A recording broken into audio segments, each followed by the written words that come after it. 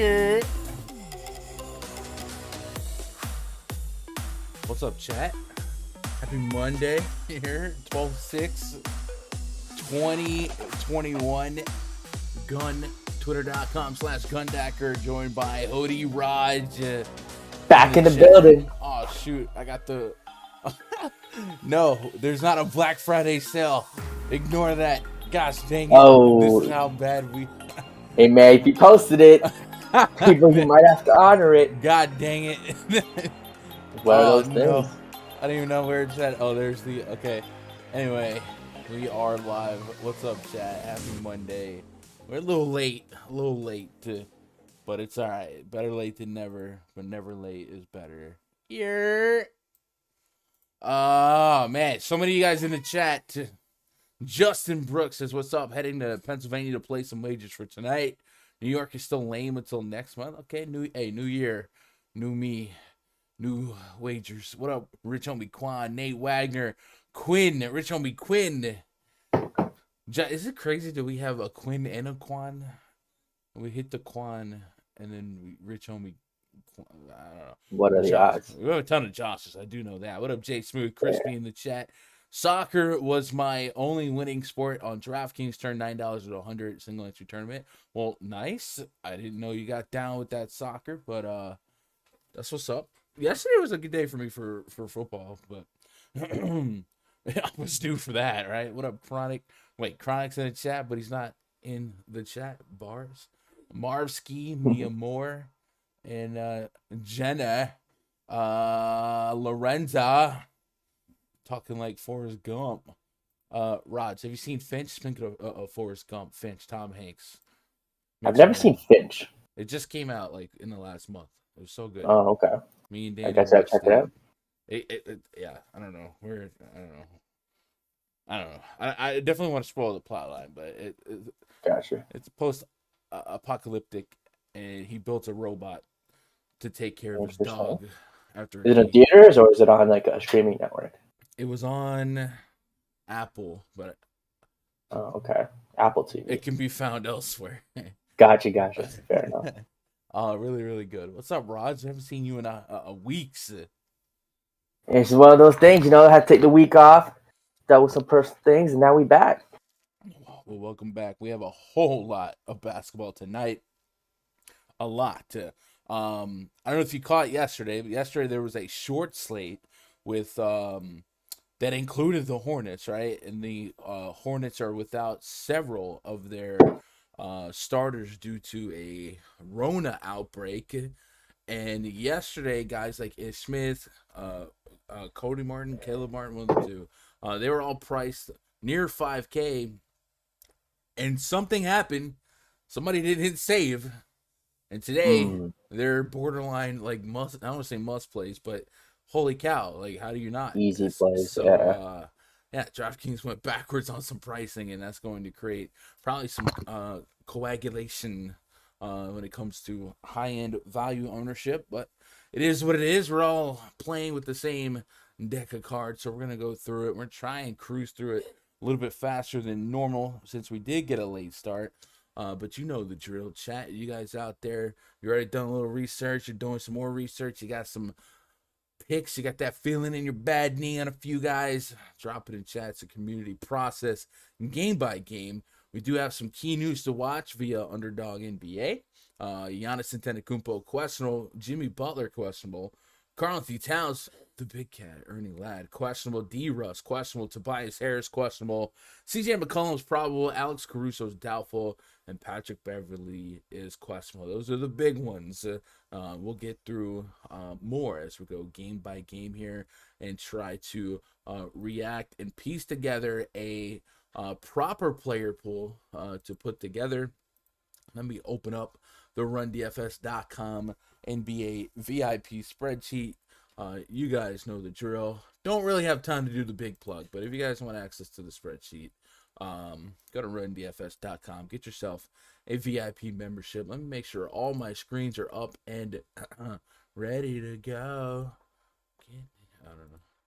Raj, I know, Christmas ain't your thing, but do you celebrate the... I like Christmas. Okay, well, Yeah. I had suspicions. Got the big racist guys in the chat. Got the big Not being racist. You assumed. racist, you literally told me you're Hindu, right? Exactly. Yeah, but All we right. got love for Christmas. Got love Okay. for Santa Claus. It's just a beautiful time of year. It Right? is. It's Gotta just love it. uh, There's I remember a few years been Christmas caroling, which is always fun, always funny. A couple shots in, go some caroling with the team. It's always a good one. I've never experienced that in person. Like I would never sing, but I've never had a group of people knock at my door. Yeah, it's rare. It's rare. That's why I think people really enjoyed it. Because it's shocking. It doesn't really happen anymore, right? How awkward! Like I'm sure this has happened.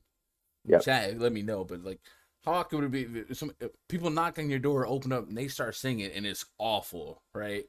Like, I mean, I think that's the beauty horrendous. of it too, though. You're not supposed to be like, you're not supposed to sound like Adele or Ariana Grande singing a Christmas tune or Buble. It's the spirit. It's the I guess people so. take the time out of the day to do that. Spreading Christmas joy to everyone. I was at a church one time, and uh, the lady next to me, she was getting it out, right, but it wasn't the best. Yeah. And the preacher, for some reason, I don't know if the spirit was like, hey, say this, but he said it almost killed me. He said, God said make a joyful noise. He didn't say make a good one. Oh, your preacher's a little bit Me, of savage. bro. It cracked Yeah, me, bro. that's a little bit of a savage. So if you guys are out there caroling, I guess as long as you make a joyful noise. It's all about the thought. It's the thought that counts. Late shout outs Julian. What up, Julian? William McGuire, Mopar in the chat. Fish fan year. Brody, SGA is available to play as giddy as appealing as 10 game slate. Probably not as appealing, but we'll get into it. Let's open up the breakdown. Let's quickly hide the Black Friday sale that I forgot was on this the screen, and then we will be vibing. I think technically that coupon might still be live, but I don't know, whatever. Chat box, let's get chat box smaller, and then we will get into game number 1 on the slate, which is going to be the Oklahoma City Thunder at the Detroit Pistons. And this is this is a DFS centric basketball game. Not a lot of people out there in the real world running to watch this showcase of powerhouses. We got Oklahoma City Thunder project starting 5. Shea Gilgeous-Alexander, Josh Giddey, Lou Dort, Darius Baisley, and Jeremiah Robinson Earl, taking on Killian Hayes, Cade Cunningham, Sadiq Bey, Jeremy Grant, Isaiah Stewart, Kojo questionable, Hamdiallo, no revenge here. He is out, and Kelly Olynyk out as well. SGA, Josh Giddey, 2 notable absences in recent games for the Thunder, resulted in the biggest blowout in the history of basketball. So SGA is a sight for sore eyes. We got a 204.5 total here, a 3-point spread. We're dealing with 2 not great offenses. Matter of fact, 2 of the worst offenses when you consider offensive efficiency, with the Thunder, I believe, being the worst. I did defensive. Thunder being got to be the worst. Yeah, the worst, and Detroit being the second worst. So sometimes you put 2 good defenses together and it creates a blowout. It's like 2 negatives equal a positive. Utah Jazz, Boston Celtics. I don't know what I don't know what happens when you put 2 bad offenses together.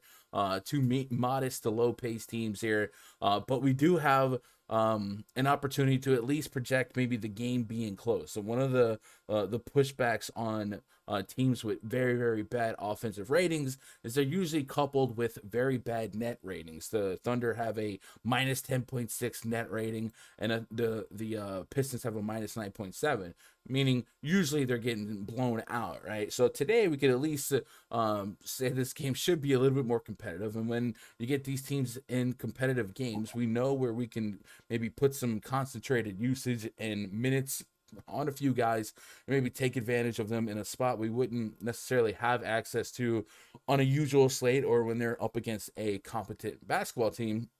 For the Thunder, the standouts, obviously SGA, Josh Giddey, Lou Dort. SGA is very, very obtainable on both sides, 7,900 on FanDuel, 8,600 on DK. Josh Giddey, a little bit more expensive on DK. And on FanDuel as well, 6,200. This is a larger slate, so you know the rules for old Gundacker, right? The big slates, I got to sell out for ceiling, right? I don't care about floor as much like I would on a 4-game slate, 5-game slate, something like that.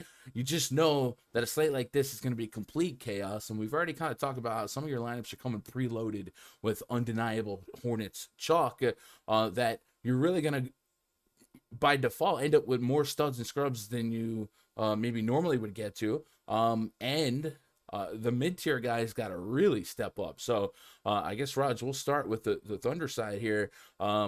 Is there maximum ceiling upside in some of these Thunder players? I think SGA, Giddey, Dort are the three names that kind of stick out here. But really, can we honestly prioritize anyone from the Thunder on the scope of a giant slate like this? I think it is SGA, if anything.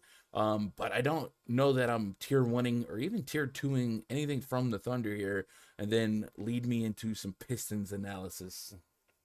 So when it comes to OKC side, I think Giddy is a little out of play just because he's priced up in a way where we expected, and I think DK expected SGA to be out. So at 6,800, I think it just kind of takes the ceiling off of what SGA in even in this matchup. So I'll probably stay away from Gideon if he gets 10 to 15% ownership.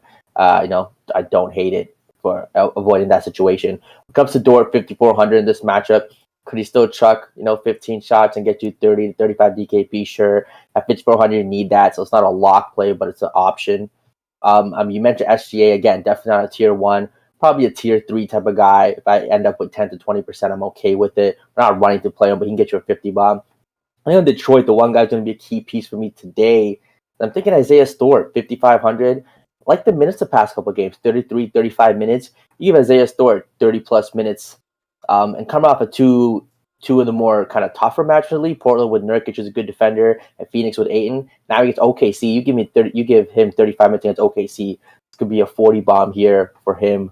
14 rebounds back-to-back games and get 15, 16. So 5,500, plenty of upside there. I like that. Cade Cunningham at 7,700, I think, is an option, not someone I'm running to play at that price tag. He just has to have a really even he shot one game where he was 10 for 13 and only got you 43, which is what you need at 7,700. And even that doesn't win you anything. So I think he's getting priced up in a way where, his ceiling, we've seen the 50-point games, but it just is not happening often enough for me to really run to play it.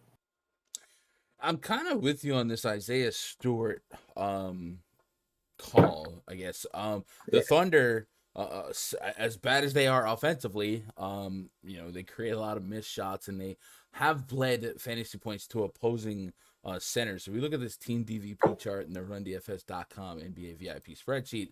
Thunder right now are allowing the most amount of FanDuel or fantasy points per game to opposing centers, and then the same can be said for power forwards as well. So it is a super plus matchup, the nut matchup.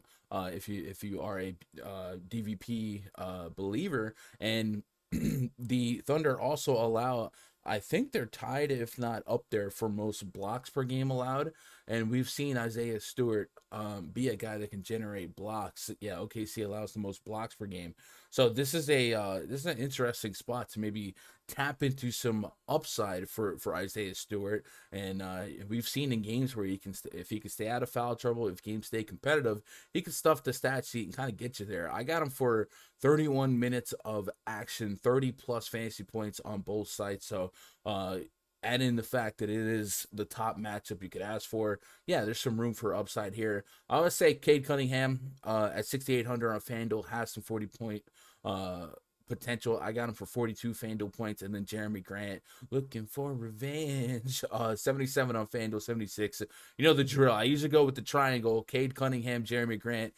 Usually, depending on the matchup, that'll be 1A, 1B. Sadiq Bey and his volatility would be 3, and then here it would be Isaiah Stewart 4 for me. Let me get caught up on chat, and then we will move on to the next game. I saw a good question. Mr. OG Crypto says, "Hey Gun, what is a good way to pivot around Dennis Smith Jr. and Ish Smith on FanDuel from a lineup construction standpoint based on analysis?" So Usually, if you find that the field's going to start their lineup with undeniable value in a spot, um, point guard's a little bit more fluffy because a lot of times we can manipulate point guard and shooting guard now with multi-position eligibility. It used to be just win the position and don't really sweat the player too much.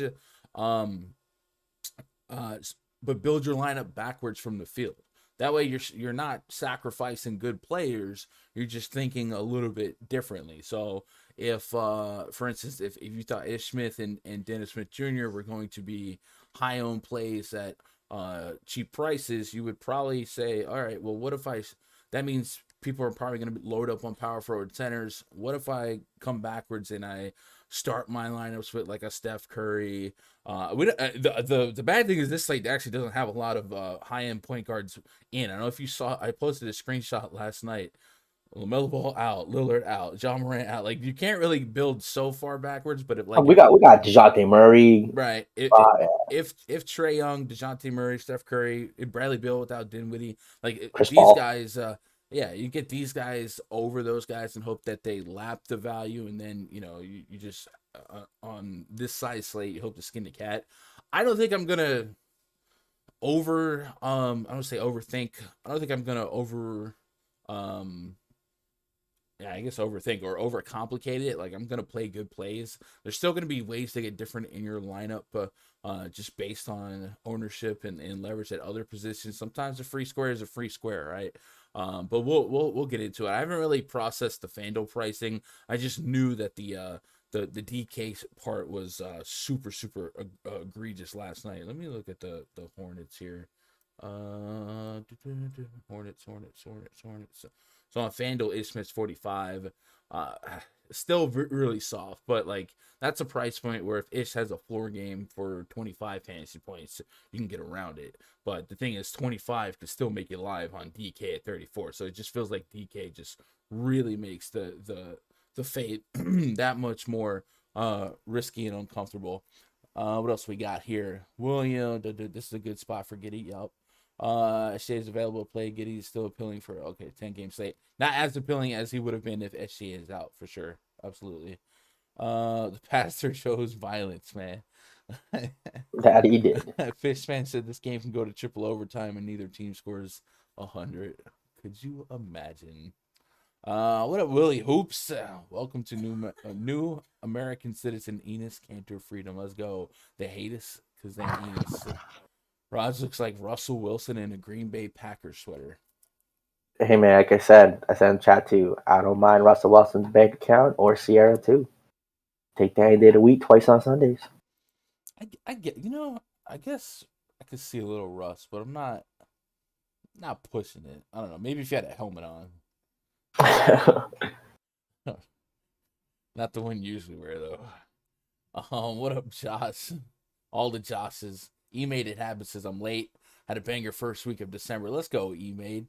Craig says don't see a pivot to Ish, but definitely see some alternative to DSJ on DK. I'm with that, Craig. Josh says F all that. Let's get this NBA bread today. You're a. All right, we got all the chats coming. All right, chat. Be sure to let me know what you guys are doing with each game as we're going through it. Would love to know where the community is at on a couple of these spots. Wizards at the Pacers. Next game on the docket. Project starting 5 for the Wizards. Aaron Holiday looking for revenge. Bradley Beal, Kentavious Caldwell-Pope, Kyle Kuzma, Daniel Gafford up against Malcolm Brogdon, Chris Duarte, Karis LeVert, Domantas Sabonis, and Miles Turner. 211.5 is our total. 5.5 point spread in favor of the home team, Indiana Pacers. Wizards, of course, without Spencer Dinwiddie today, which will up the expected usage for a guy like Bradley Beal. We still haven't seen that slate-breaking Bradley Beal 9K game. His price is staying rock steady. Now, Raj, I brought up this point before. Like, this is a different Wizards team. Not necessarily saying that his usage ain't going to be 30%, but they don't play at the fastest pace in the NBA like they did. They don't have the worst defense in the NBA like they did. So it's like Patrick Mahomes, right? Like when his defense is giving up 30, then he's got to score 35. Bradley Beal hasn't had that pressure on him this year. So we haven't really seen a lot of those slate breaking upside games, and this is another game where it could be more of the same. Where like I want to get to Bradley Beal because of the uptick in usage and potential minutes, but we're dealing on a 10-game slate with some lower paces. Both teams have a bottom 10 Pacers 97.6, Washington 97.2. And defensively okay, right? So it's not the 105 possessions per game Wizards team giving up 120 points. So I do want to get to sub 9K Bradley Beal. I think I'll throw him in the tier 3, give him this projection, the 48-point projection on FanDuel at 8,500. Yeah, I'll definitely have that in a player pool, especially with some of the can't miss value here, but it's not as an aggressive stance as I would have taken a year ago. So Bradley Beal, DKP by game log without Spencer Dinwiddie. Let's go last 5 games.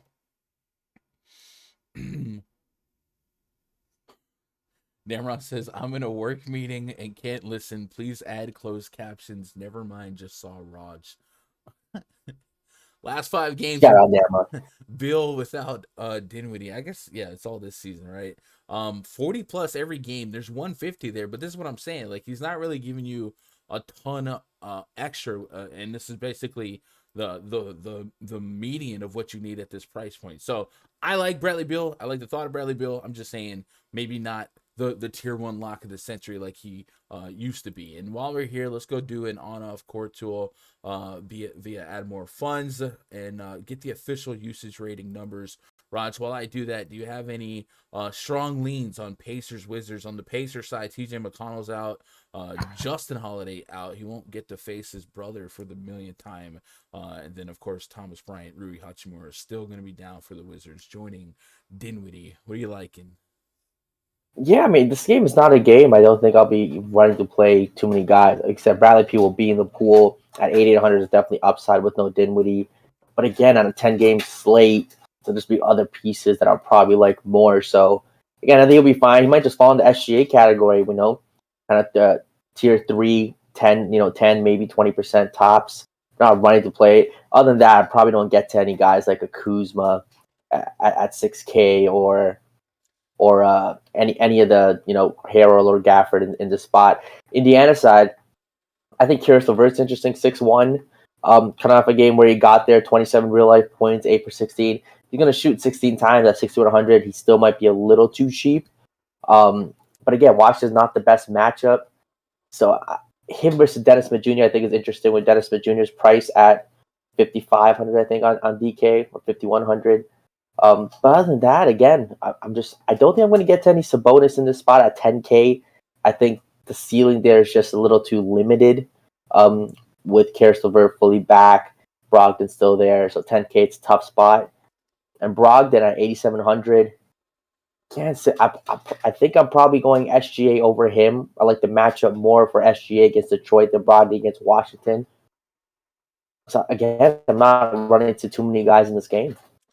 Yeah, I think Karis LeVert's FanDuel price 5,100. We're starting to see the minutes be unleashed, and you said it last game he got there. Last time, not only got there, but he was extremely high owned, and they didn't really do much to correct the price point on FanDuel at 51. So I think on FanDuel probably still carry a little bit of ownership here. I do like the thought of Miles Turner, 5,900 on DraftKings, 30 plus fantasy points, definitely a realistic range of outcome, and I like that at a sub 6K asking point. I mean, we're talking, Isaiah Stewart territory.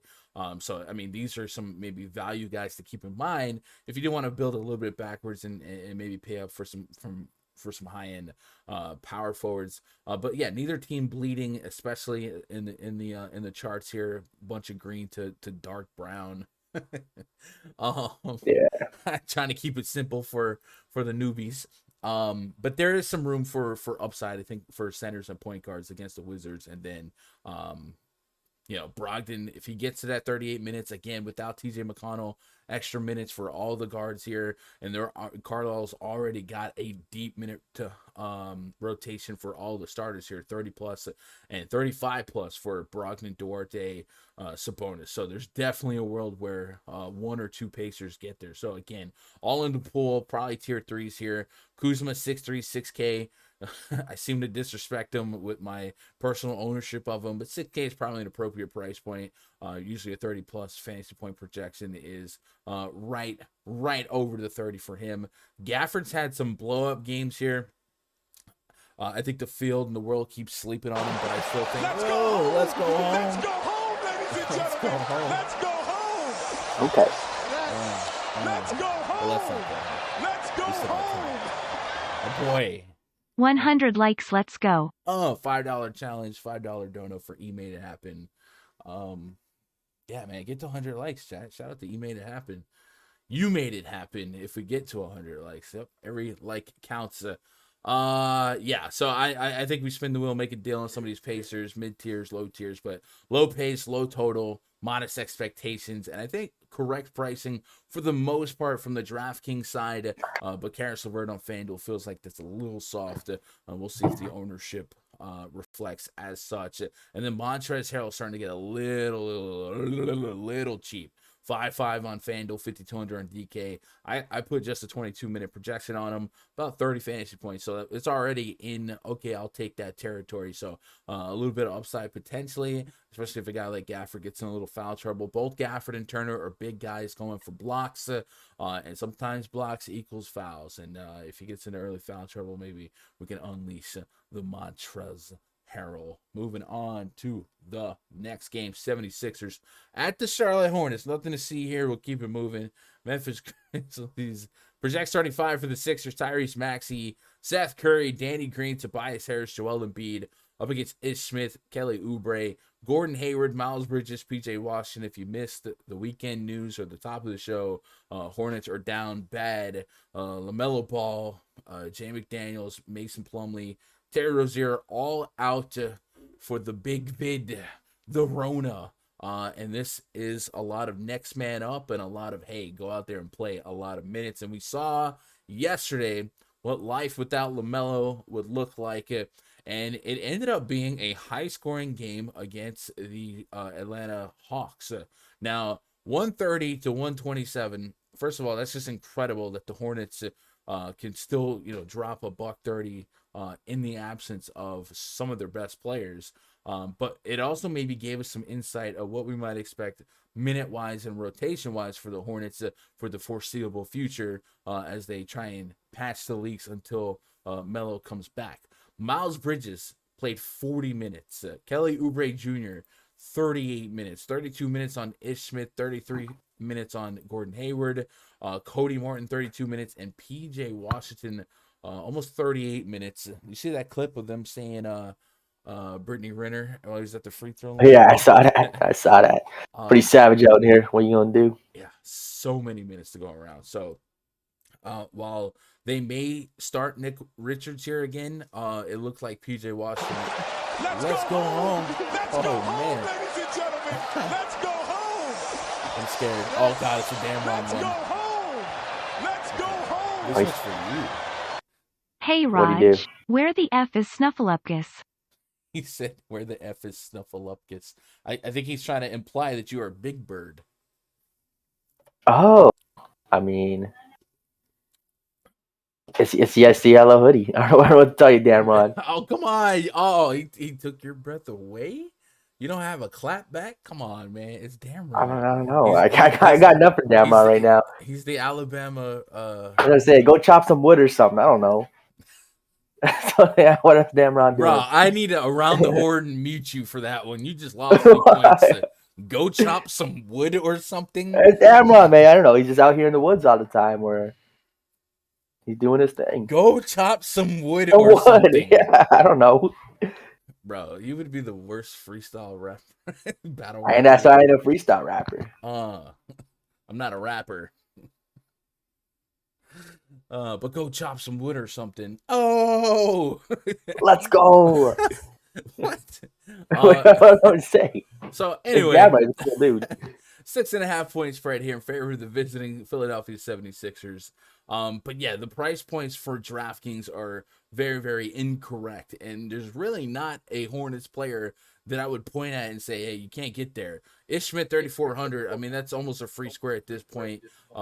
Miles Bridges and Gordon Hayward, I mean, they have price points where, yeah, there's some failure rate there. But the supplementary guys, the next guys up, Ish Smith, Kelly Oubre Jr., and Cody Martin. Like, those are three guys that I think on DraftKings I'll have an egregious amount of, and I think that's going to be consistent with the field. I haven't really put my ear to the ground to see where ownerships are coming in on Ish Smith, but the other night we saw Jalen Brunson hit 80% own, right, on a slate. So it's not the field isn't dumb anymore. they know the drill. But it's a 10 gamer though, so I mean, I think that does keep the ownership down a little bit. I don't think it does. Like Ish Smith, I think will be a ton owned, but like Oubre, Gordon Hayward, and Bridges. Yeah, those guys for sure. But I think those are, like I said, those are price points that they're not a guarantee. But Ish Smith, Cody Martin, like those are hard to miss at those price points with those minutes and pretty much game script proof with how short they are. And Ish Smith looking for revenge. What it? So yeah, I'm digging all that. At the same time, it's gonna be extra soft matchup, extra plus matchup for some of these 76ers players. Joel Embiid, 10.4K on Fanduel, 11K on DraftKings. I don't know if you've seen some of his games and his production per minute since coming back, but we've seen some true Joel Embiid performances. 55 fantasy points, 36 minutes against the Hawks, shooting just 10 for 23 in that game. And the rebounds are back. 10 plus rebounds, 12 plus rebounds as far as the eye can see. And the minutes are there. And that was something that we didn't really have solidified at the start of the season, whether it be body ailments, knee ailments, recovering from the Rona. But he looks like he's back. And we even saw him drop 50 plus fantasy points against the Celtics with just 13 real points. He's going to do whatever he wants to do against PJ Washington, against Nick Richardson. Like, there is nobody with any girth or size to be competitive with Joel Embiid. So I guess the question is, do we believe that this is a competitive game? I think the 76ers the last couple seasons have proven to us that just on the road, for whatever reason, they just don't get it done, and they have been limping game to game here. So I think the 6.5 point spread at least leaves me encouraged to expect a within 10 point game, and that's what the spread says. Let me get a 401 here on Tobias Harris, because his absence would further enhance he's probable. So Joel Embiid, man, with all this value at the guard position, it just kind of leaves money for the front court spots. Do you have a high desire to get to a large amount of Joel Embiid tonight in this spot? It seems like, one, it would be positively correlated to the value that you're likely going to land on anyway, with Ish Smith and Cody Martin being available, Kelly Oubre the same.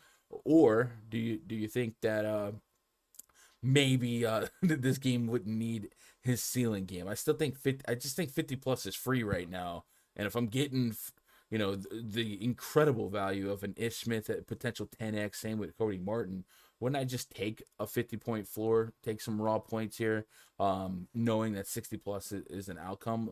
In 20 lineups, how much Joel Embiid for you? Yeah, I think Joel Embiid will definitely be a core piece for me here. What a top three matchup. Centers have been destroying Charlotte. Even if Tobias Harris is hitting, I think he's fine. If he's out, he becomes even more of a lock. So I mean, as a stud, he's probably my favorite stud on the slate.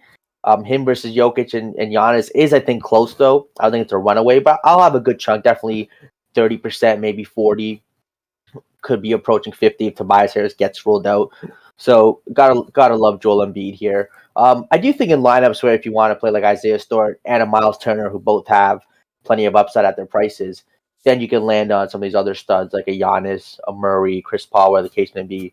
But again, Joel Embiid in a great spot. I wasn't myself getting to any other Sixers though, which I think is interesting. So if I have 3 Charlotte guys in the lineup, Joel Embiid is really the only guy I really want to run him back. If Tobias is out, I guess there's a case for He's Maxey. probable, so I don't want to play Probable, with that too much. So I mean, he's gonna play. So yeah, when he's in, I just don't like anybody else except for Embiid. Embiid against should be good here for 25, 30 real life point, 10 to 15 rebounds. So I'm with it. And like I said, we already mentioned our Charlotte guy, so I think it's just Embiid on the Sixers and all the Charlotte value.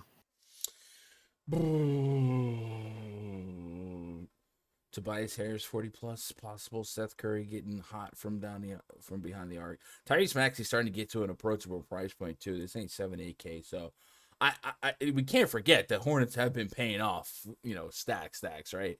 So I do think it's worth exploring some options past Embiid. I think Maxey, Curry, Tobias Harris, all guys that kind of are candidates, and maybe I lean towards the cheaper of the starters, Maxey and Curry. Curry's a guy that I know will have double-digit shots, and then Maxey 30+ minutes at 6,300 on Fanduel, probably an approachable spot. We can't forget how porous the Hornets have been all year, and don't think they got better. I did think that maybe there would be some pacing and efficiency effects. No LaMelo, no Terry Rozier, for a team that's been top 4 in pace, top 4 offensive efficiency.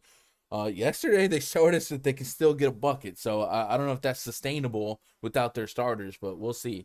Let me get caught up on chat here. Fishfan says it's Giannis's birthday. Not sure you want to fade that completely. Hey, Giannis' birthday narrative. I like it. Craig says I could never get Miles Turner right. Chat, tell me what to do with him tonight and do the opposite. All right, bet. Wiggins or LeVert? Probably LeVert. What else we got here? Curry and Embiid with that. Obi-Wan says, who's on Christian? Let's go home. Let's go home. Wow, this thing is about to do numbers. Oh my God, this is a long one. Let's go home. Let's go home. Another one? It's another one. I give Raj a hard time. I give Raj a hard time, but I am glad to have him back. Woulda, coulda, shoulda, been Shout like, out let's to go. Raj. Shout out, Dan Ron. Huge D. Show love to the Would've, two. could've, Huge D should've hates the thing. You available know on what all it is. platforms. Yeah, for those that don't know, Raj is a musician, and his music is available on Spotify. Under Jalen Carter Music on Instagram. Josh says, why would DK make his 3.4K? So I tweeted this last night, and it makes no sense, like, just straight up, knowing that LaMelo was out days ago. Makes even less sense when the fact that he was 4,800 yesterday, and he dropped down. It's like was it Friday or Saturday? Dwayne Dedman went from like a similar 48 back down to 37, 38.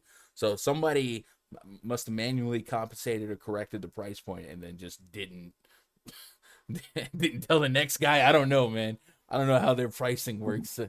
Ankur says, I think the Sixers smack Charlotte. Maybe. Again, Sixers have been consistently inconsistent on the road. Yeah, you do got a lot of love in chat today. Shout out to Raj. Raj gets all the hate, but I guess you get some love now. So shout out to Raj. It's always all love. You gotta take, you gotta dish. That's what it is. You gotta talk your shit and take your shit. So my boy Dang Lazy Mofo made a good point about says be aware on DraftKings for Embiid lineups. In particular, you're going to see Embiid plus number of 76ers plus DSJ, or number of Hornets, I think you mean. Yeah, so I guess what you're saying, if you like Embiid and you still want some uniqueness to your lineup, just kind of eye test it and see if you want to leverage a few spots in that lineup. He also says, this is your logistical PSA, especially for those that hand build. Please be aware of player placement and grouping for this Hornets game. It could hurt you later. Grouping. So I don't know.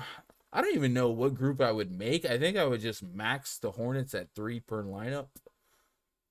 Like, I don't even, like, you know what I'm saying? Like, I don't know. Usually I'll do like LaMelo, Rozier, Hayward, and then I'll say, I don't want more than 2 or 3 of these guys because I don't know that a ceiling coexist. I don't know, like, I have sample size to create those correlations here and know what exactly needs to happen for this guy to thrive, and does that take away from this guy. I just think the price points are pretty soft through and through, that I just spin the wheel on max 3, 20-30% randomness and just let it fly. So I don't know. But yeah, this is one of the more important games to know what you're gonna do. It's borderline all in or nothing for Ish Smith on DK for me. I think that might be a lock button candidate, and then Cody Martin's up there as well at 3,900. Yeah, Hornets pricing got lost in the shift change for real. AD, man, that's kind of on the. What's AD saying? I don't know, man. AD with a little shot, looking like work at a gas station. Tell AD I'm gonna be working in his wife's bed. We're gonna play 80 mini money mo, picking positions, going all night. See, this is the Raj I was looking for. Why don't you go chop some wood or something? What? What is? Ready for that one? Oh man, grouping as in placement, not locking yourself out of guard spots. Oh, okay. Gotcha. That makes sense. I love this chat. We have such a beautiful community. Fish fan. Raj gonna lead us to the Brooklyn. Like, 18, don't you literally work at a gas station? Yeah. I swear he posted a TikTok. He's got some like collar and other got. Hey man, Fish is out here too. Raj gonna lead us to the Brooklyn. The reason the country's broke is because you Jews keep stealing all the money. Whoa. I got love. No, not okay. All right. God, really joking around. Wood. Jesus. There you go. Memphis Grizzlies at the Miami Heat. I just got canceled. Tyus Jones taking on Desmond Bane. You guys got a taste of the pre-lock voice chat right there. I can't control what happens. Ain't no room for the sensitive, folks. It's all love. It's all love. I am responsible for what goes out on this airwave. I can't control the Discord. Tyus Jones, Desmond Bane, Dylan Brooks, Jaren Jackson Jr., Stone Cold Steven Adams. That was it.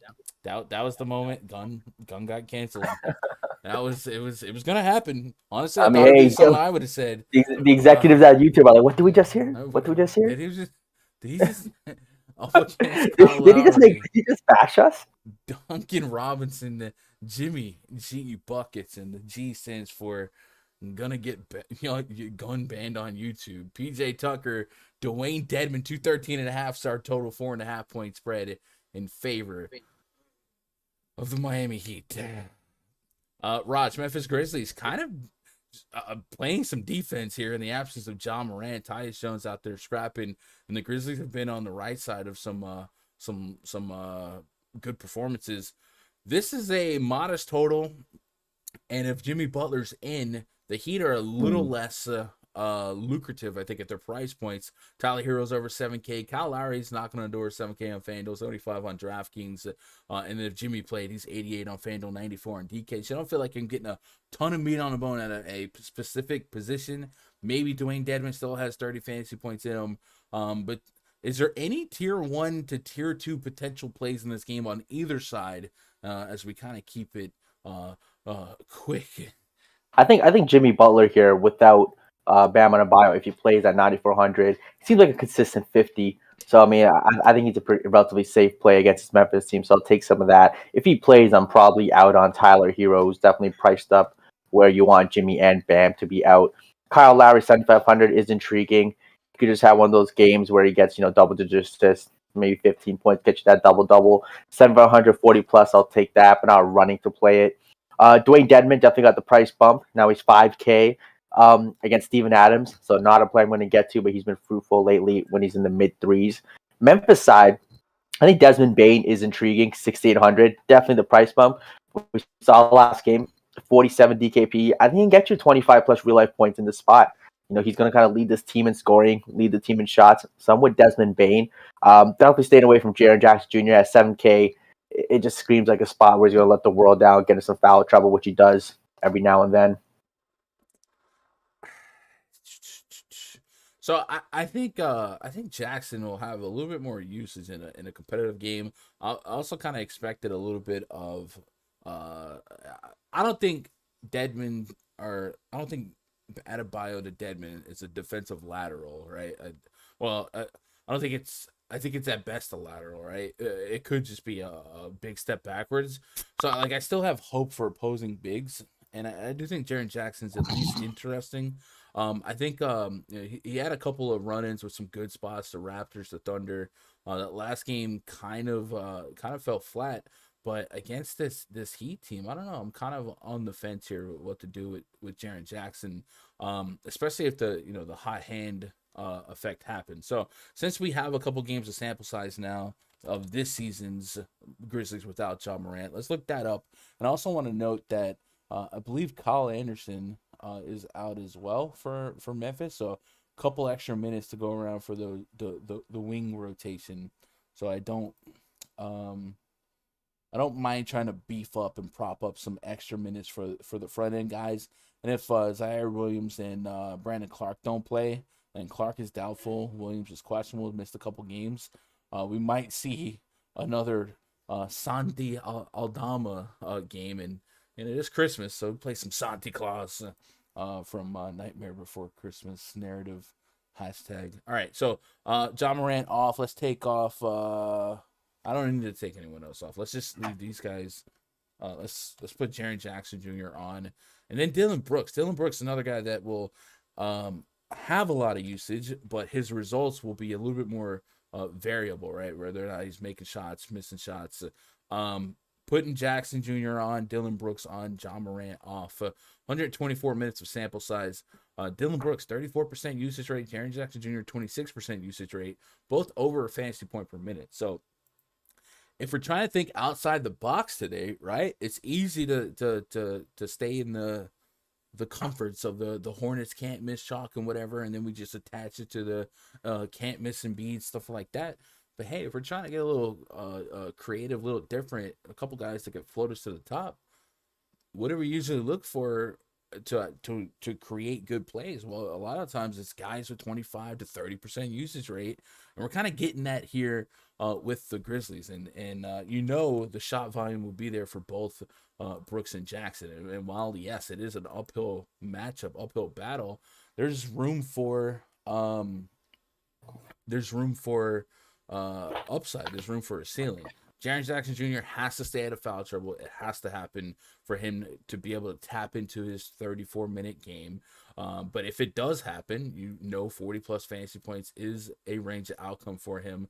And then Dillon Brooks has to hit some shots. He has to get it done. And if he's not getting it done, then you're looking at Tyus Jones, and you're definitely looking at a guy like Desmond Bane to compensate for the inefficient shooting. But yeah, 11 points ain't going to cut it from Dillon Brooks. You need that 20-point game.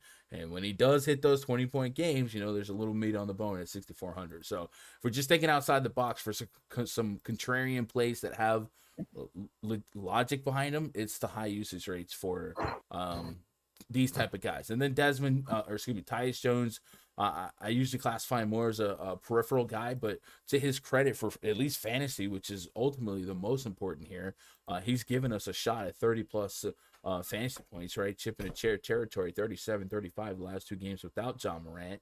And if he could play deep minutes, he's going to stuff the stat sheet. Not necessarily a guy I've leaned on for offense, but if he just gets me, a back-end shot at 10 to 15 real points, the steals will come, and the peripherals will be there as well. So maybe Tyus Jones has some stock and stuff for viability here, and then Desmond Bane at 5,800, definitely a nicer price than his counterpart DK at 6,800.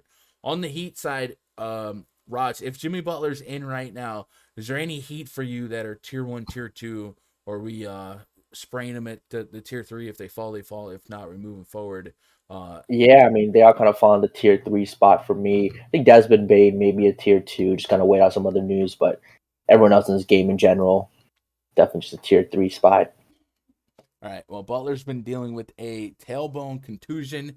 He's missed a bunch of games, and now let's just say right now, if Underdog reported Jimmy Butler out, is there anything that's going to significantly change for you? It's probably Tyler Hero as the main guy with a little upside. He hasn't been getting there at the price that he's been priced at without Jimmy, but I think kind of a blow-up spot is coming. He's been kind of shooting poorly. So in this spot against Memphis, though, at 7,300, I can finally see him reaching that. A 50 would be nice in tournaments, and Lowry becomes probably a tier 2 as well with no Jimmy. So 2 games ago against Indiana, he shot 7 for 16. But remember, that's the game that Lowry did well, and also Duncan Robinson had one of his monthly breakout games. And then the next game at Milwaukee, Hero was on his way to a swell fantasy game, but inefficient shooting, 4 for 17, and the score just They got got blowout. lopsided. Yeah. So you see, 40 plus was on the way. So I do think, we look at his usage, his per minute without Butler, without Adebayo. I think he would be worth some shares here. But yeah, no warm and fuzzies through and through here. Let me get caught up. I'm honestly scared to get caught up on chat. I'm gonna get caught up on chat. Purposely avoid reading a couple of stuff. I want to see this. Not reading that. Absolutely not. Not okay. You know what? Wait, hey Dean, Raj looks like I put bread in the toaster for 30 seconds too long. We got jokes. Check this out. Stop. Looking like a chocolate Snickers out here, boy. I'm looking like a goddamn Snickers that your sisters eat twice a day. Chocolate is in, A Dean. The old fat white guy thing is not a thing. Whoa, hey, I resemble that remark. You're a young fat white guy. I'm not young. Old. What do you mean? Relatively young. What? I'm a boomer. Relatively young. Jordan Burkhardt, and there's a drive into deep left field. I consider myself a man of faith. So the watch you guys are out there, and you guys are new to the stream. I promise you, I usually have this stuff way under more control than this, so I apologize if this is a little different. But if you are liking it, you're entertained. Oh my God, there's some flavor on some fantasy. Hey, hit that sub button. Grinding to get to 6K subs. I don't think I'm gonna do it by January 1, but I tell you what, last week we did some strong numbers. I think I gained 100 subs last week. So we started this stream at 5671. We can get to 5680. That would be great. What up, GS Luke, the homie Luke? What's up, guy? How do you feel about Melton from the Grizzlies? So, yeah, I mentioned Kyle Anderson down. Could be a boost for minutes for a wing guard guy. And D'Anthony Melton is that guy for me that I think would get the instant benefit. Maybe John Concher, Jarrett Culver, guys like that also creep into some more minutes. But if you believe in per minute production, we've seen D'Anthony Melton flirt with trip dubs in the past when he gets 30 plus minutes. So I like the thought of Melton. I'm never going to find myself being comfortable with his minute projection in terms of playing him at an aggressive amount for this size slate. But, you see it, proofs in the pudding per minute. He's getting it done. So if there was a world where one of the front end guards got into foul trouble or needed a break for hope not injury reasons, Melton has a shot at 30 plus fantasy points under 5K. It's going to get lost in the sauce because we have some undeniable value, but Melton definitely could make sense in a world without Kyle Anderson and already a team without John Morant and guys like that. And if Williams is out, it would just be even more potential there. Like I said, Brandon Clark being doubtful also helps elongate Jackson's minute projection if he can stay out of foul trouble.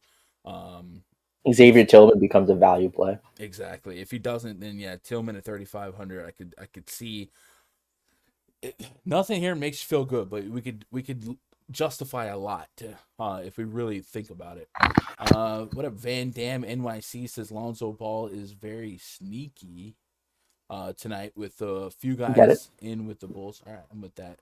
Lonzo Ball night. All right, undercover listening to you at work. Squeak Diesel, man, I appreciate that. There's a lot of you guys out there taking us with you, man.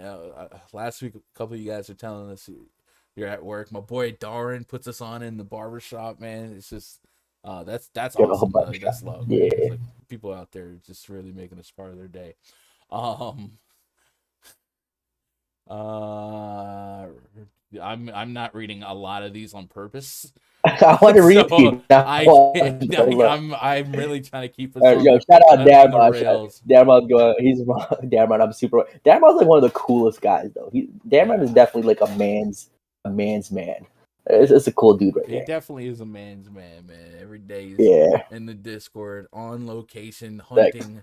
Cooking some steak that I just hunted down. Yep.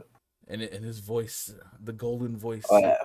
Denver Nuggets at the Chicago Bulls. Projects 35 for the Nuggets. Monte Morris, Will Barton, Aaron Gordon, Jeff Green, and Nikola Jokic taking on Lonzo Ball, Zach LaVine, Derek Jones Jr., DeMar DeRozan, and Nikola Vucevic. We got a 216.5 total. 3.5 point spread in favor of the Chicago Bulls. Shish kebab. Shawshank Redemption. Chicago. Rod, you don't know what that one's from, do you? Chat. I know Shawshank Redemption, great movie. No, but that whole sequence was a movie reference. Alex Caruso doubtful here, and we know Javonte Green, Kobe White out. Patrick Williams is going to be out for a long time. So yeah, deep minutes here for guys like Lonzo Ball, as chat was alluding to. Zach LaVine, high minutes for him. A $9,500 price point on Zach LaVine, and that's up there. And we have really gotten to the point where Bulls are hard to play on a slate like this. And this is, if you did get the Bulls in a player pool, this would probably be an incredible opportunity to use player groupings and player correlations in your optimizers. We use Fantasy Cruncher at rundfs.com. And what that means is if you want exposure to LaVine or you want exposure to DeRozan or Vucevic, just because you know in and of themselves there's some 50+ fantasy point potential, yeah.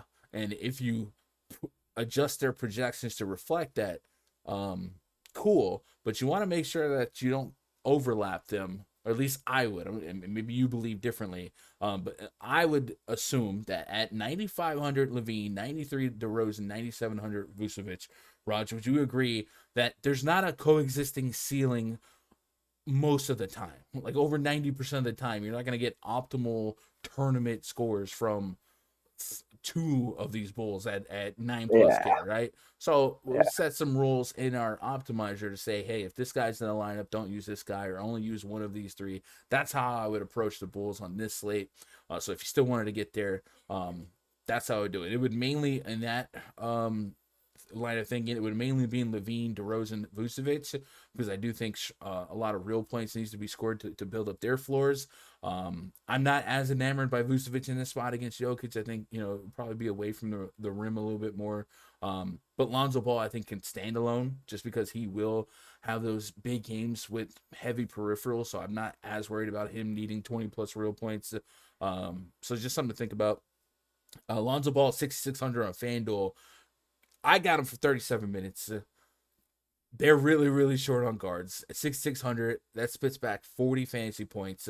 I'll take that all day long, all day strong if I can get it. So I do like Lonzo and FanDuel. Chat, good call out there from you guys. And then on the Nugget side, Jokic is 12K on DraftKings. That's a spicy meatball. But 10.9K on FanDuel. These numbers sound big. But when you start thinking about the value that the slate's given us, for instance, on DraftKings, Ish Smith is, what would we say, 37, 38?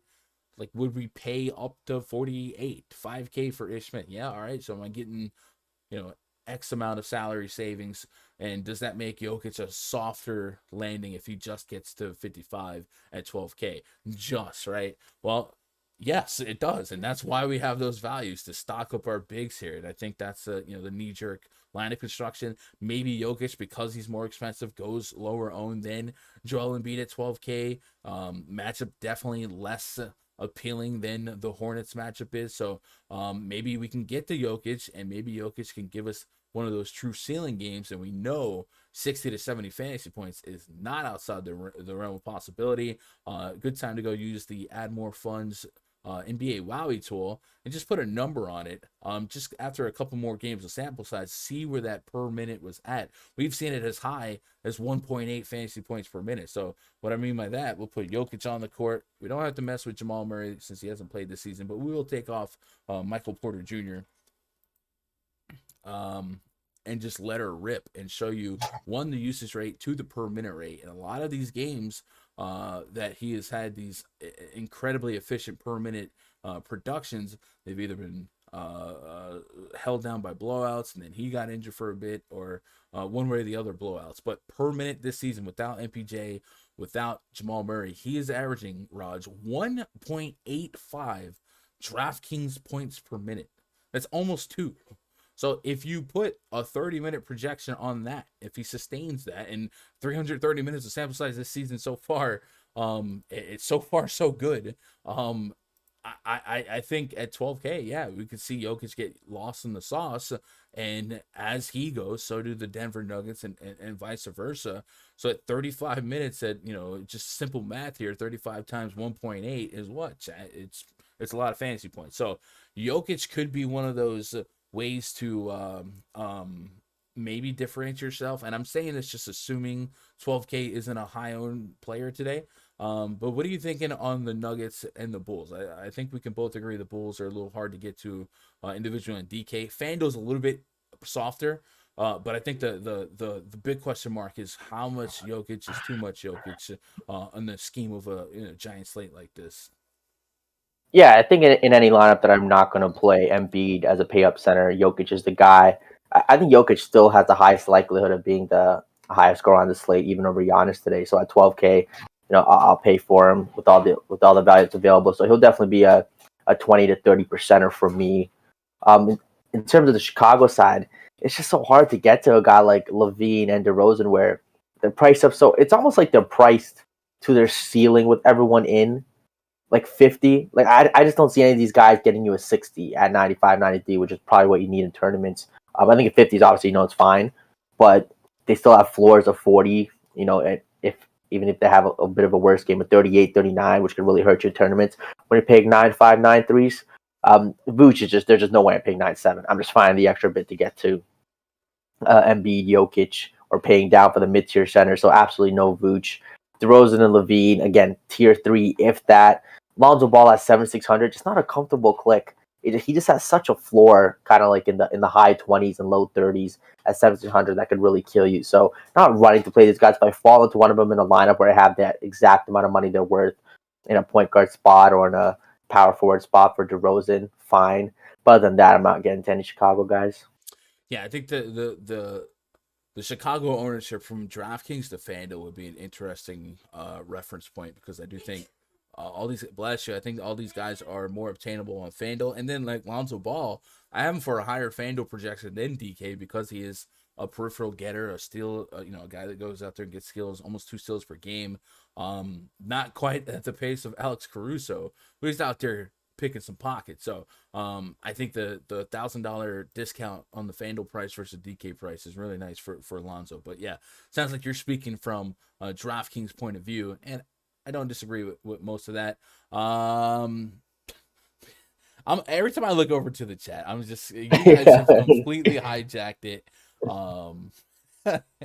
So hey, if you guys are out there, you're lurking, man, I hope you guys are just smiling, having some fun. It's all in good fun. What's up, WS? What's up, Encore in the chat? Oh yeah, I'm not reading that. Let's do a. You know who would love being immediately associated with a lot of what's going on in our chat? That would be one of our presenting sponsors, PrizePicks.com. Hey guys, do you like to simplify your daily fantasy sports process? Is a 10-game slate just a little too much? Do you feel frustrated that DraftKings is forcing you to play Ish Smith? Well, have I got a site for you. PrizePicks.com.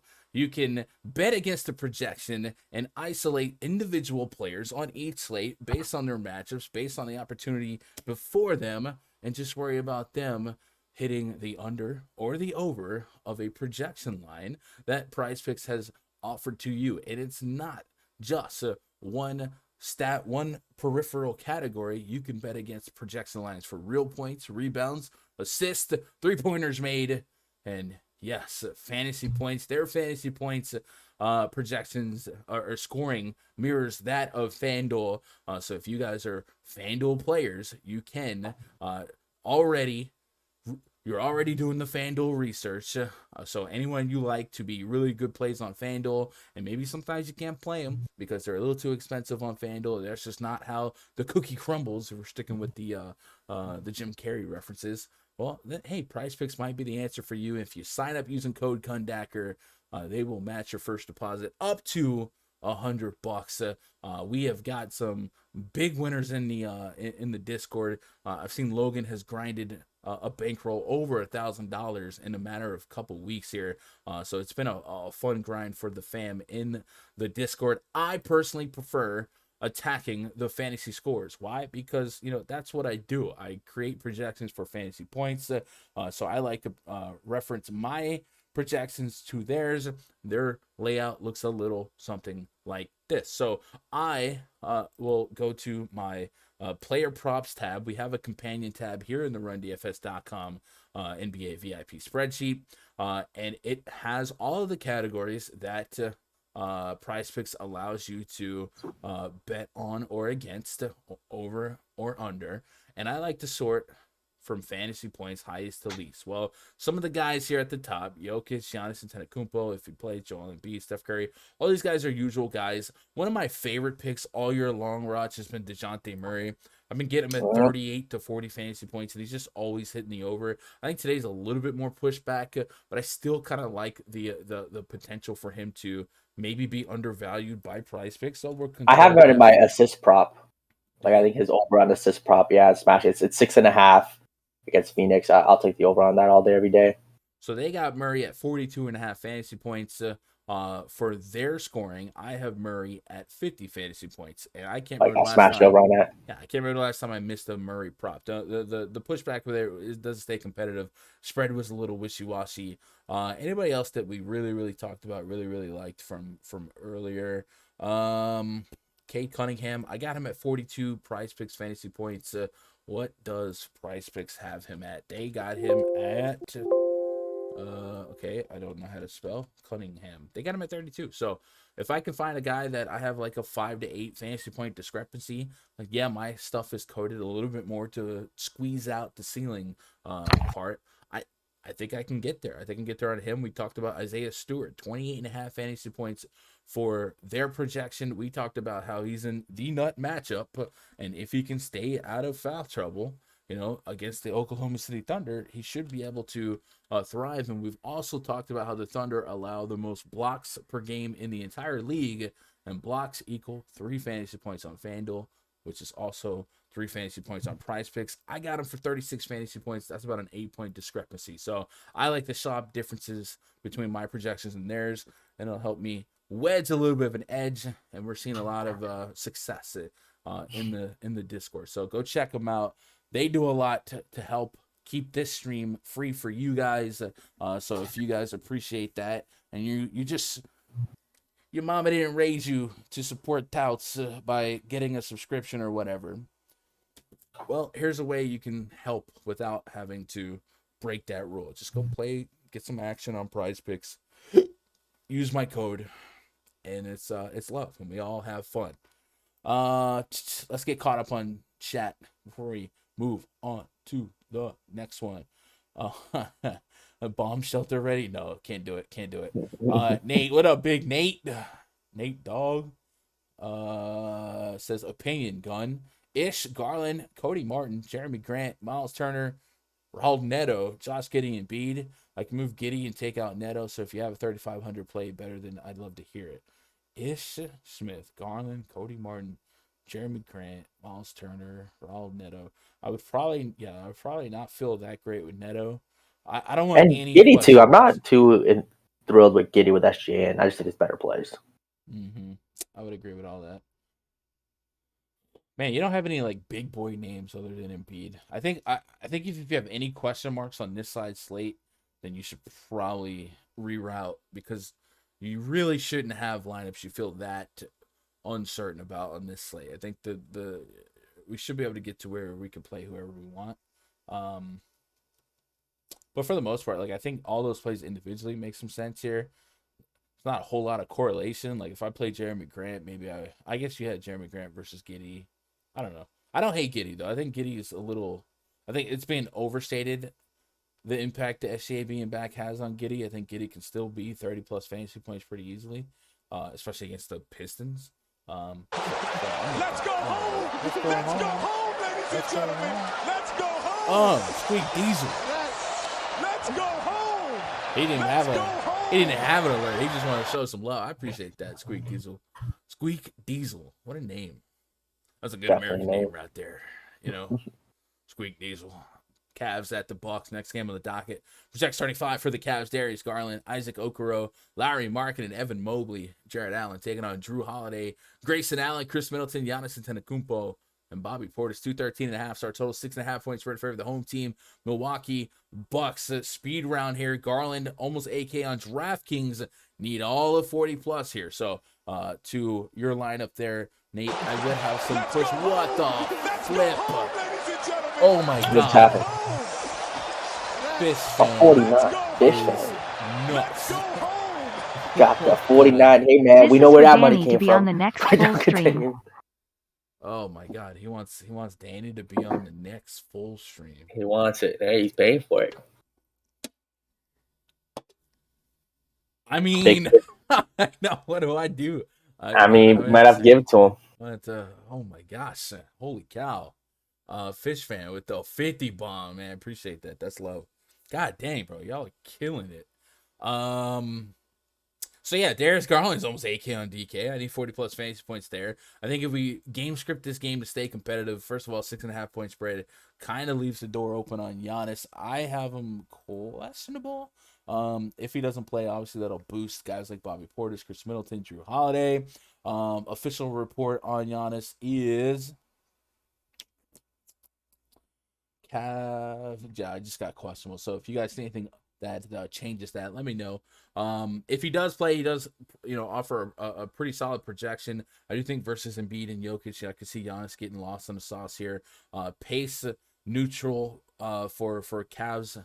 The Bucks not running as fast as we know them to run, but I do think if I knew that Giannis was fully healthy here, kind of feels like I would expect the Bucks to be a little larger favorites, but at the same time, the Cavs have been a lot better than people give them credit for, especially on defense. So I don't know. I think I end up not getting too much from this game. I feel like the Cavs are pretty correctly priced all through and through, where I don't know that I'm getting ceiling upside, right? Meat on the bone per se. Maybe Ricky Rubio on the south side of 6K has some room. Kevin Love in a spot that maybe needs some up pace and some behind the arc shooting. Kevin Love could fill that role. And as Cedi Osman and Dean Wade work their way back, Wade's still out, Cedi Osman looking like he's in. Maybe it lowers the roof on Markkanen's minutes. So I have no warm and fuzzies here. Raj, if Giannis is in, does this game become a scratch off or do you want to get here? No, I think I want to get here. The Cavs aren't as terrible as people think. I think they can keep this game close, even if Giannis plays. If Giannis plays, I like him at that price tag, both on Fanduel and DK. Birthday narrative could be a smash spot for him. 50, 60 DKP, similar to Fanduel score. So I'll take that all day, every day. Cleveland side, for this game to stay close, I think a guy like Garland has to carry the scoring load. 20 plus real life points. He's at back-to-back 30 plus real life points against Utah and Washington, who are, again, tough matchups. Not easy matchup. So back-to-back 30 real life point games. I can see him doing that again against the Milwaukee team, even against Drew Holiday, who's a plus defender. I think Jared Allen with a center spot. Centers have been doing well against Milwaukee with DeMarcus Cousins getting some run now. I think he could be a kind of a sneaky 40-50 bomb that a lot of people just don't get to because of the way he's priced. So I think in tournaments, Jared Allen is very, very interesting. Yeah, no tier ones here. If Giannis did get nixed here, even Middleton doesn't have a great price tag on either side. 40 plus is still kind of the expectation at this range. Maybe Bobby Portis sub 7K on FanDuel just had an explosion game. But you mentioned DeMarcus Cousins working his way back up. And if Giannis was out, we might see what we saw last game. Sandro started, but didn't really play much. Didn't expect him to play much. And they've also signed Wesley Matthews.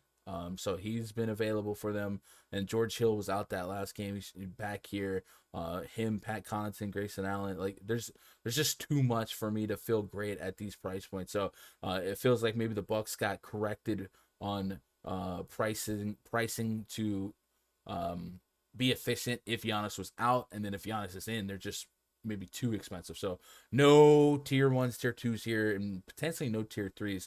Moving on to the next game, Hawks at the T-Wolves. Project 35 for the Hawks: Trae Young, Kevin Huerter, Timothy Luwawu Cabarro, TLC.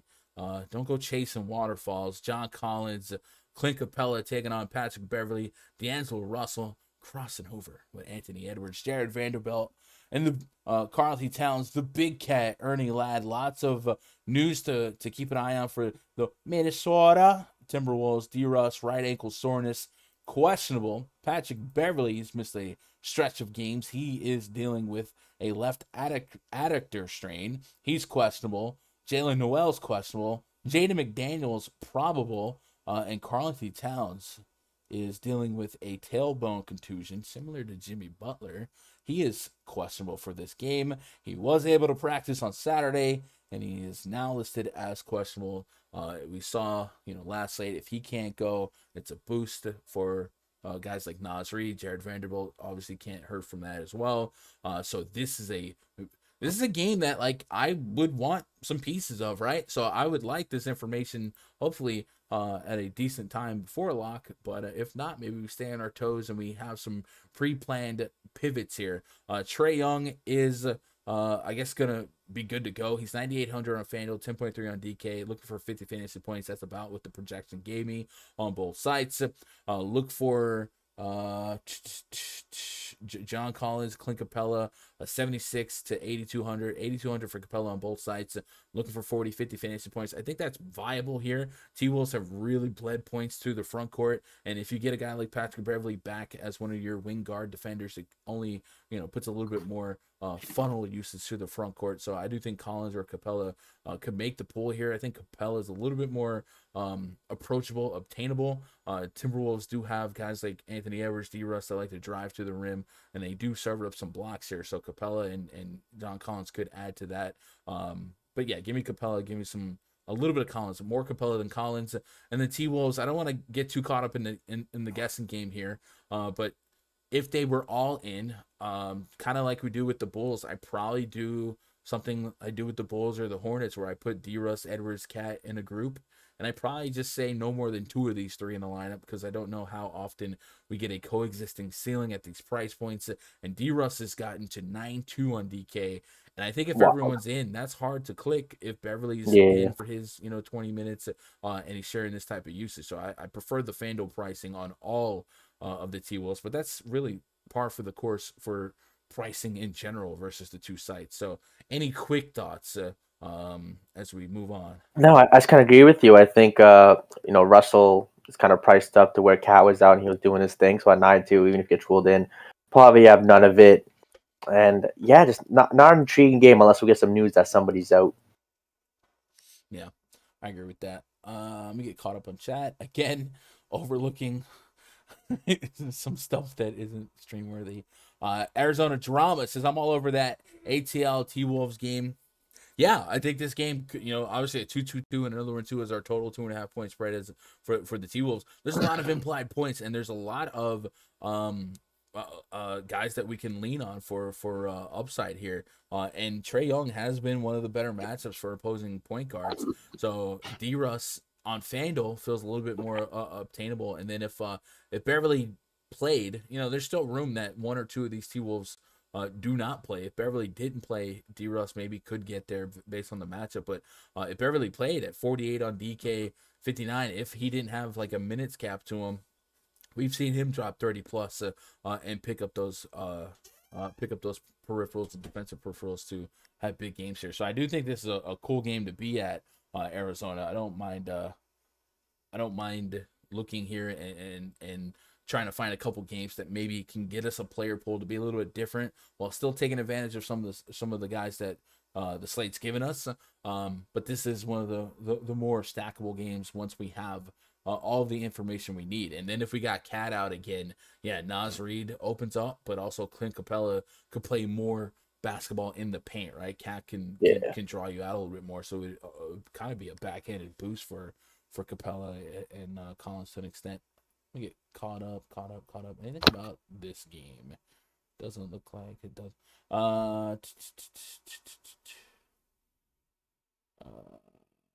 Going, what up, Ben Snapping? Any core players besides the Charlotte plays?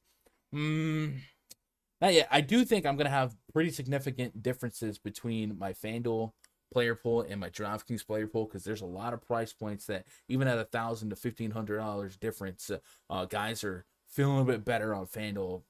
First name that comes to mind, Lonzo Ball, right? I could find myself into almost no Lonzo on DK. I mean, maybe not no, but on FanDuel, he's projecting extremely well for me based on his salary discount and the fact that he's a defensive peripheral getter, right? Van Dam says, any thoughts on Kuzma? Kuzma without Dinwiddie, like, I get it. I think it's a spin the wheel, make a deal type of play. It'd probably be a tier 3 for me, but at 6K, there's definitely meat on the bone for what his stealing is. But when you think about his probability of success, I think versus ownership today, it's not going to be that stark of a contrast. So I don't think you have to do a whole lot to leverage Kuzma ownership if you are wanting to get there.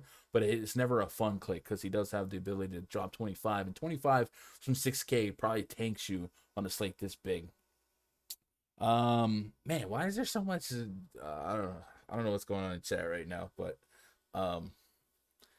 take it easy. Spurs at the Suns. Next game on the docket. Project starting 5 for the Spurs.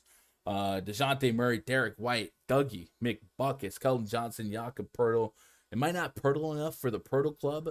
Taking on Chris Paul, Landry Shamet, Mikal Bridges, Jay Crowder, and DeAndre Ayton. 216.5 total, 7.5 points spread in favor of the home team Phoenix Suns. The Spurs out here balling, right? My boy DeJounte Murray getting that respect on his name.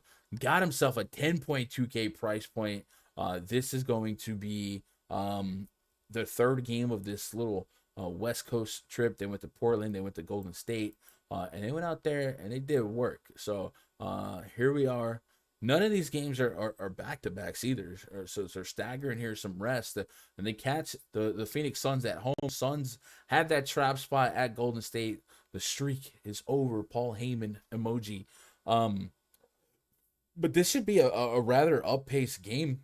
The Suns, as great as they've been defensively in the last couple seasons, this year they have made a couple fundamental changes, and one of the more glaring changes has been they've become a top 4 team in pace, right behind the Lakers, behind the Hornets and Houston. These are track runners, and San Antonio is up there as well. So while we might still have that cloud of this is a tough matchup for all these guys, well, the pace is creating some more possessions, and it's also creating a little bit more potential upside for some of these guys like DeJounte Murray. And DeJounte Murray, I think, is an excellent case study because I do think a similar matchup in terms of pace and being good on defense is the Golden State Warriors.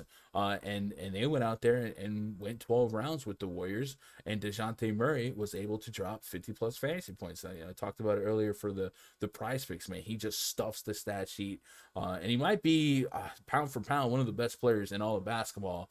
He's still not really getting that mainstream love. So it's good to see his prices kind of get into an appropriate spot.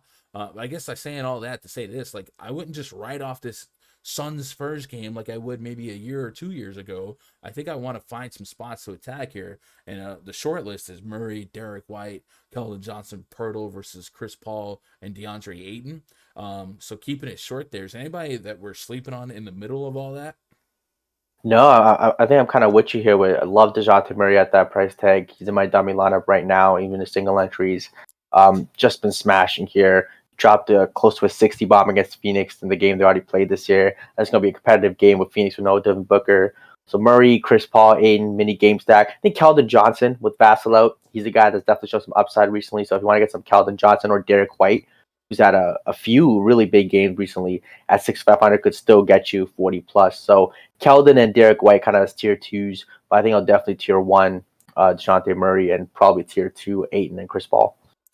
In the absence of Devin Booker, we've seen them throw minutes at Landry Shamet, Cameron Payne, Cameron Johnson.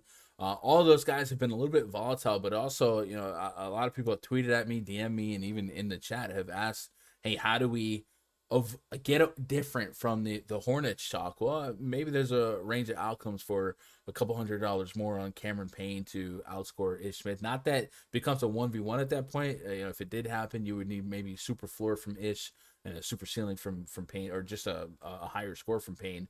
But don't forget that these guys do exist. Devin Booker's absence is not insignificant. 35 minutes, 20 plus real points. That stuff has to be compensated for, and it's not just going to be Chris Paul and DeAndre Ayton. We're seeing guys kind of pitch in. DeAndre Ayton 7-7 on Fanduel at 7-4 on DraftKings. He's another guy that, as DeAndre Ayton has faced some tough matchups, as DeJounte Murray has faced some tough matchups like the Golden State Warriors, so has DeAndre Ayton. The Warriors have been one of the best teams at points in the paint defense, and he's had back-to-back games with 20-plus real points against them. So it comes down to peripherals, and if you think 30-plus minutes of really decent usage, 25-30% usage, could get you a shot at 50 fantasy points, I think you put him in the pool. I think 50 might be a little bit on the ceiling side, but I don't think it's super outlier-ish. Jakob Poeltl is one of the best individual defenders, I think, at the center position in the league. So we do put some respect on that. But usage is usage, minutes is minutes. Do you have an infatuation on aggressive amounts of Paul or Ayton? I'm thinking tier 2 is where I want to start Paul and Ayton, because I think their price points do give me a little bit of room. And I'm wondering if Paul's non-ceiling games, his last couple of outings, will keep his ownership somewhat suppressed. But would you go tier 2 on Chris Paul and DeAndre Ayton? Well, Gunn, if you listen to what I said literally 2 minutes ago, I said I would tier 2 Chris Paul and Ayton. Clearly, Gunn's too busy doing something else, not listening to the fire takes I'm giving. But Ayton and Chris Paul at tier 2 with DeJounte Murray as a tier 1 play. I think with no Booker, this could be for both Chris Paul and Ayton, both could be dueling 40 to 50 bombs here. So definitely tier 2 here. I just love this game, and this game's going to be competitive and probably go over, a 210 total, if not more. All right, and then moving on, we have Chris Paul and DeAndre Ayton. I was thinking tier 1, tier 2, maybe tier 2. Do you think tier 2 would be a good spot for Chris Paul and DeAndre Ayton, or would you tier 1 it? Now you're just trolling. You're really trolling me, aren't you? Yes. Clearly, I think tier 2. I've been planning that for like a week now. I said it last week. I'm going to get him watched. Gotcha. I'm glad. Now you know what it feels like. All right. Let's move on to the next game here. Orlando Magic at the Golden State Warriors. Chat, we only got 2 games left. 140 of the realest OGs in DFS YouTube hanging out in the YouTube chat. Just 79 likes. Guys, can we get to 100 likes? Just help me out. Doesn't cost a thing. And there's your real freebie. I'm going to show some love, but you don't want to open up the wallet, right? Hit that thumbs up. Shake up the engagement rates with the YouTube algorithm. 100 plus is the daily goal. And I would be forever indebted and appreciated. Just hit that thumbs up, and your chances of cashing tonight will significantly, exponentially increase. Magic at the Golden State Warriors. Projected starting 5 for the Magic: Cole Anthony, Gary Harris Jr., Franz Wagner, Wendell Carter Jr., and Mo Bamba. He's got hoes. Colin taking on Steph Curry, Jordan Poole, Andrew Wiggins, Draymond Green, Kevin Looney at 217.5 total. A 15.5 point spread favor the home team Golden State Warriors. Guys, this could get nasty. Oh, it's Mr. Nasty time, right? Check this out. We sort out the net rating for the league. Golden State leads the league with a 12.1 net rating. Orlando second worst at a 10.2 net rating. That's not what you want. So even though Cole Anthony is back for the Magic, it is a massively uphill battle going against probably the best team in basketball. So I guess we'll keep it quick. If we all think blowout, and that's the knee-jerk reaction here, is there any room for Magic to play spoiler or Warriors to play down to their opponent? Do you get to any of these Magic players? And then Steph Curry is an intriguing thought today where everyone's going value at point guard. And if we write this game off as a blowout and we forget Steph Curry could drop 40, 50 points in 3 quarters, what is your quick analysis on this game? Are you full fading Magic here? And then do you have any love to get into these Warriors specifically? Iguodala is still out. I mean, I do think the blowout will happen, but I think it might be a close game for 3.5 quarter or 2.5 quarters, maybe play halfway to the third quarter. So in that situation, I think it caps everyone's upside, the guys who are priced up. I do think maybe if you really want try to win 100K, guys like Mo Wagner on Orlando, if he gets some of that blowout run, you give him 25 minutes at 3,100. He's always been a points per minute monster. Maybe he could do something there. Chuma Akeki on Orlando could definitely, at 3,500, I think could get you, possibly 9x and get you a 30 bomb there. I think that's fine. And I just want to say for a prize picks play, since I'm not playing any DFS play, Franz Wagner, his price pick is at 2.5 assists. So if you're on there, I'd smash that prop for the over. No, what? No. Bro, recently he's been doing 5-6 assists a game. I would smash the over on that. It's the Golden State Warriors. I would never smash an over against one of the best defense in basketball. He's still going to play. He's still going to play, even in a blowout, 25, 27 minutes. I think the over on that's a sucker bet. Don't do it. I'm with it. Draymond, Andrew Wiggins, sort of like you're tripping. It's an assist. You pass the ball, they hit a shot. That's double bad. You gotta rely on somebody else anyway, right? To make the shot, and everyone's got a tough. Hey, do you want to put some money on that prop bet? 2.5 assists. I'll go over. 2.5 assists to go over. Yeah. Nah, I need something a little bit more. That's not fun. I don't. Okay. You don't want to be doing it at 10 p.m. I'm gonna be playing Fortnite. Okay. Gotcha. I'm not gonna be looking over caring about Franz Wagner. Picks. It's gotta be something a little bit more entertaining. Anyway, shout out to Emil for the week pass subscription at rundfs.com. You guys can be like Emil by going to rundfs.com, grabbing a membership, getting signed up. And when you do get signed up, it will unlock access to the spreadsheet. And then, of course, there'll be a link to the Discord. And then after this show, I'll be in the Discord up until lock, creating my player pool, sweeping projections. And I'm sure Raj and Fish Fan they'll have their moments, and then we'll just have some fun, man. Just understand if you jump in that Discord, please understand I cannot control it. And sometimes I'm part of the problem. But what are you gonna do? But part of the experience. Yeah. Last game on the docket tonight, and I'll get you guys out of here, man. Clippers at the Blazers. Project starting 5 for the Clippers: Reggie Jackson, Paul George, Marcus Morris, Serge Ibaka, Ivica Zubac, taking on Dennis Smith Jr., CJ McCollum, Norman Powell, Robert Covington, and Yusef Nurkic. 215.5 is our total here. 2.5 point spread for the visiting Los Angeles Clippers. Paul George, 8,900 on Fanduel versus 10.6K on DraftKings. So I said earlier, I might have a player pool that looks pretty different at the end of the day when I look at ownerships. This is another spot. I could see myself getting to a lot more Paul George on FanDuel than DraftKings, especially being shooting our small forward eligible over there.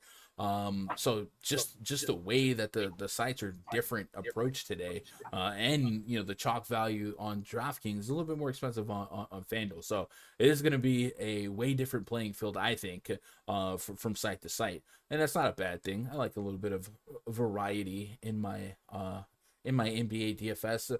Raj, life without Damian Lillard for the Blazers has been hit or miss. I'm going to go pull up the Blazers usage rates. We know CJ McCollum will be a guy that sits at 30% usage essentially no matter what. But we've seen Anthony Simons go down, and then we've seen Dennis Smith Jr.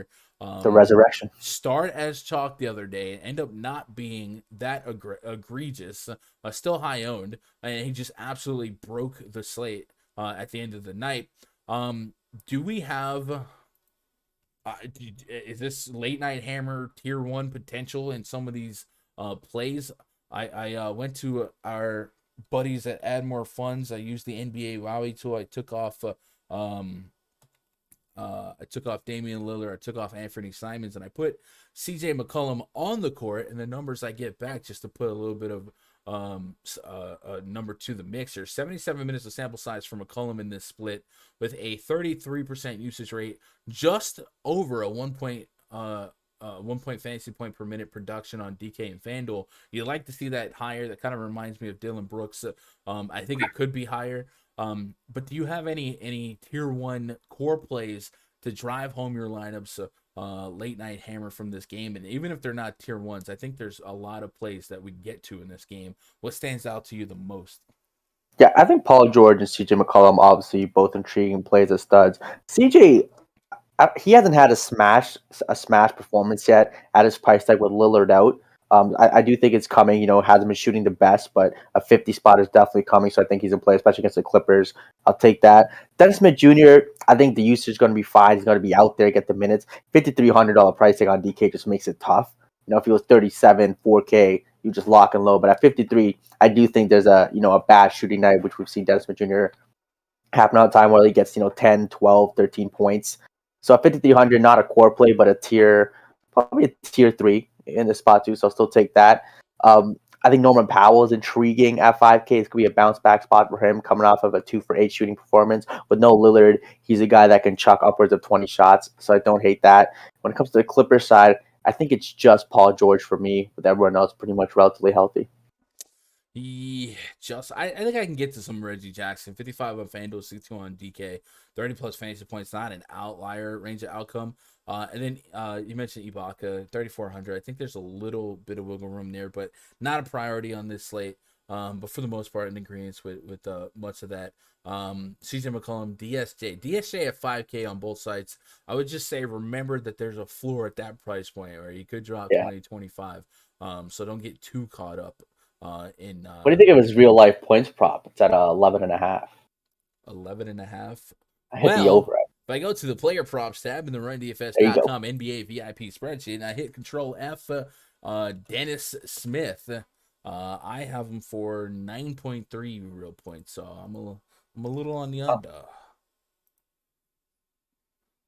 I'll take the over on that. I'm not doing this prop bet. I don't get it. More lively. I'm not sweating Dennis Jr., Franz Wagner at the end of the night. Hey man, sometimes it's about plays like this. It ain't always the stud, flashy plays. No. Let me get all the way caught up on chat here, and then we'll get out of here. Chat, I will be going back to Discord. The pre-lock voice chat, man. Love to have you guys be part of that. We're only 84 likes, so I can't even do a giveaway. But it's all good. I didn't really advertise one. But if you guys got anything else for me, twitter.com/Gundacker. And I'll see if I missed any questions. If you have any lasting questions, drop them in chat. Arizona Drama says, I love Levine. And again, first meeting with the Nuggets, he dropped 49. That's without Jokic playing. So with Jokic back in the game. Was that game with or without Vucevic, Arizona? There might be some other moving pieces here. Gun plays Fortnite. Are you good? I used to be. This new spray meta may not be for me and my stick drift, but I'm probably the best boomer in my area, right? How's the new season? Blah, blah, blah. All right, that's all for Danny, right?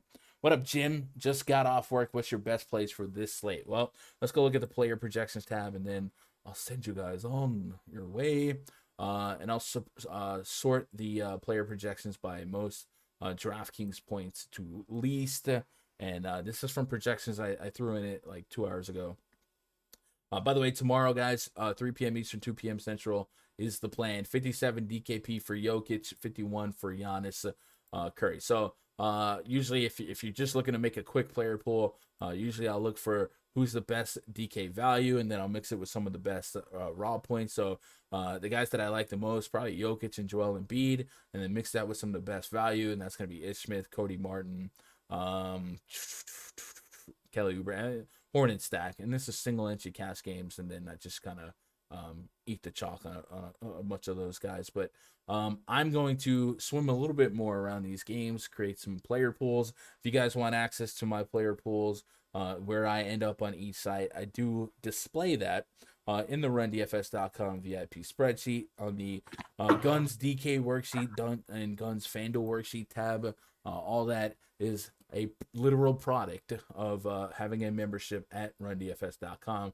Go check out the memberships. Don't forget, our memberships also come with a voucher towards Fantasy Cruncher. So if you guys want to manage multiple lines, it's a good little partnership to get extra utility out of your RunDFS.com subscription and get into some discounted Fantasy Cruncher.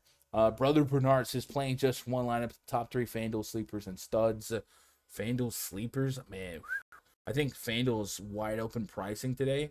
So I don't know if I could class. I haven't got a pulse on ownership yet. I'm about to get to the nitty gritty on all that. I guess it would be guys like I don't know, Lonzo. I think at 6K is a little too cheap. Lou Williams, I got for 28 minutes randomly. I might have to bring that down, but the same thing. The value plays. I think PJ Washington more obtainable as well as dual position eligibility takes over. Isaiah Stewart, I guess we can call Isaiah Stewart a sleeper, right? Hopefully. He's got a nut matchup and maybe goes by the wayside in ownership. Karis LeVert isn't a sleeper, but at 5,100 on FanDuel has room for upside there. Cade Cunningham under 7K, 40 plus fantasy points is what I got him for. So several good stuff. I'm giving you all the secret sauce, man. You guys want all this? Go to rundfs.com, man. Valdo says, what's the best play under 3,500 other than Ish? And thank you. I appreciate you. All right, I got you, Valdo. You real one. You're a real one. 3,500. 35, he says. 35. So let's go back to that DK value tab. See what I got. It's Tillman. Xavier Tillman, Brandon Clark being doubtful, front court being what it is. I'm going with Tillman. All right, I can. Yeah, all right. Give me the Xavier Tillman. No high level of confidence there, but Xavier Tillman to answer that one. Can you rank DSJ, Tyus Jones, and Ish on FanDuel? Probably Ish 1, DSJ 2, Tyus Jones 3. I think Tyus Jones is a solid floor guy. I think his ceiling has been exacerbated in a couple of plus spots.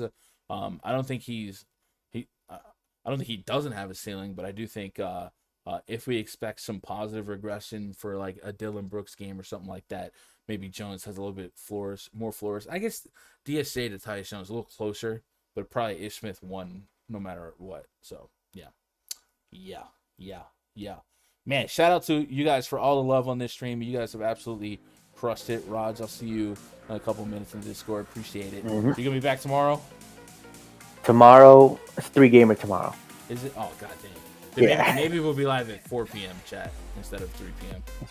Anyway, I'll see you in a minute. Chat, appreciate you guys hanging out. As always, man, you guys crushed it today.